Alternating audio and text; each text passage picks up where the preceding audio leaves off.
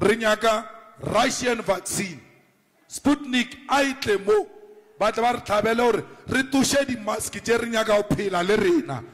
Umholi we-EFF utsila kuleli alende masinyane kutfolakale imijovo yokugoma eChina naseRussia. INingizimu Afrika ilungiselela kucala luhlelo lwekugoma lababutsakatsaka.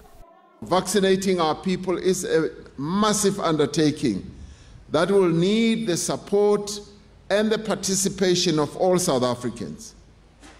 In its size and complexity, in its reach and impact, the national vaccination program will be similar in many ways to the first democratic election that we held 27 years ago on this day.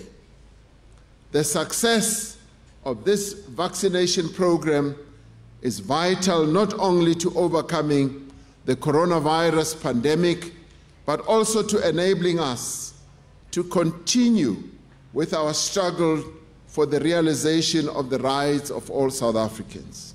Lolu hlelo lubanjelelwe kungatfolakali kwemijovo yekugoma lecinisekisiwe. I-EFF ithi iNingizimu Afrika ayisebentisane nebalingani bayo be-BRICS. We are going to take a very radical action. If vaccine from China and Russia are not allowed here, they must be allowed the same way they allow every vaccine from India, from America, from Europe. Let people have a choice. ISAPRA itshele iSABC kuthi isangakaluphotfuleke luhlelo lokucwaninga Sputnik neSinovac.